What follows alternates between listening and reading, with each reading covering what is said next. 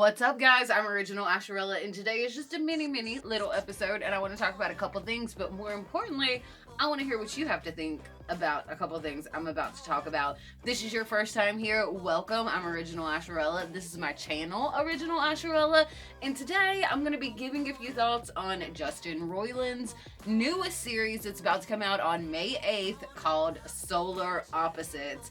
Now, before I get into that, if you don't know who Justin Roiland is, get out of here now. Oh my gosh. But no, seriously, Justin Roiland is one of the co-creators of Rick and Morty. And if you don't know what Rick and Morty is, over the past couple years, you must have been living under a rock. Now, Justin Roiland and Dan Harmon both create Rick and Morty, but this is a series from Justin Roiland and Mark McMahon, I believe is the other creator's name. You know, I've seen a couple trailers, I've seen a couple previews. I'm excited to watch it because I am such a fan of, like, Justin Roiland in general. Like, creative genius, I think, is an appropriate term for him. But, there's a couple things I'm concerned about, and, yeah, I want to talk about those. However, before I get into that, I want to talk about Rick and Morty for just a second. Like, if you guys know, you should know this, I am a huge Rick and Morty fan. I cosplay Summer. Pretty easy to do with the red hair. She's a pretty basic, easy cosplay character. I've got actually a Summer and a Rick in my hands right here. But I've done other videos on Rick and Morty, so you can check those out in my, like, catalog, or, like, my library of videos or whatever it's called.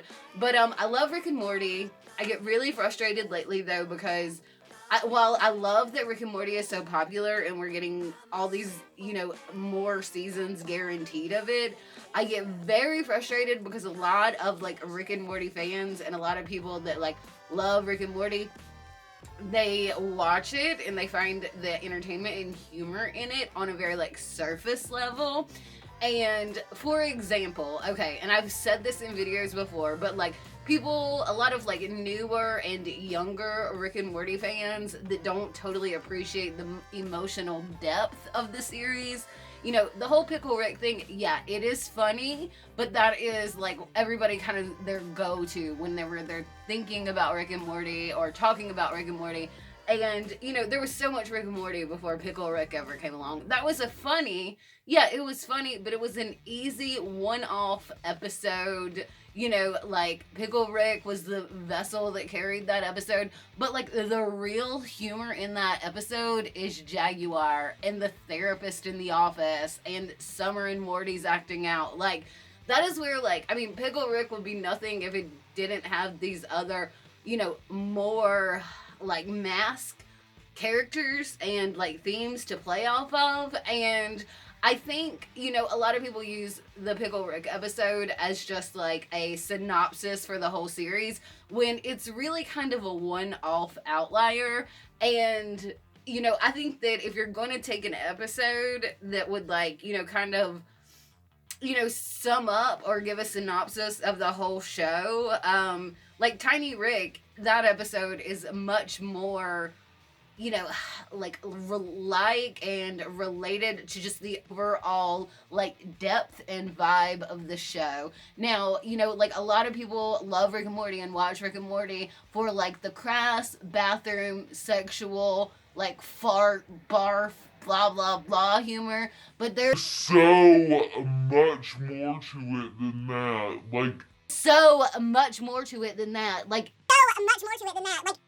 if you are watching this and you do not totally appreciate, or if you're so young, you really, like, aren't emotionally mature enough, or, you know, your sense of humor hasn't developed enough, and I know this sounds snotty as hell, and I sound super pretentious, but, like, yeah, like, I hope that you evolve into a place where you can appreciate it for the multiple layers that the show contains.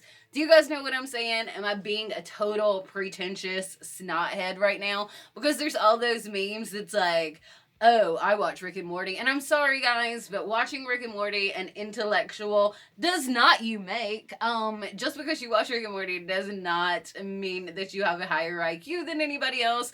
Now, Solar Opposites. Now, this is the new show coming out from Justin Roiland. He actually had another show come out on Adult Swim, a couple years back, with the dog, and they were like investigators, and it was like the guy and his niece. I can't, Hot Streets. Like, it was okay. Honestly, I didn't love it the first few episodes that I watched, but like the more I watched of it, the more I liked it. I don't know if the episodes got better or what it was, but it was okay. It's no Rick and Morty. Solar Opposites. It comes out on Hulu on May 8th, and it was originally developed for Fox, but it was shelved, not, put it any further, and then I guess Hulu bought the rights to it, and then kept, creating it, and, like, further funded the budget to make this show.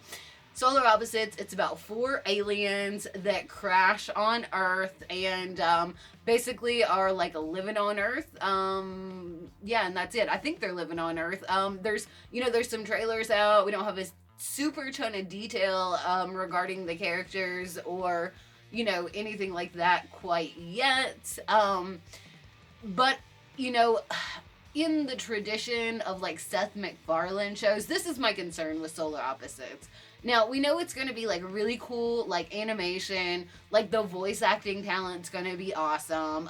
Wendy McLennan-Covey does a voice in a couple episodes of this show, and she, I think, is hilarious. One of my favorites, she was on Reno 911. She was like the blonde cop, Clementine. Like, she's hilarious. But anyway, she does a couple of voices. But we know that like the quality, the voice acting and the animation and the production is going to be great.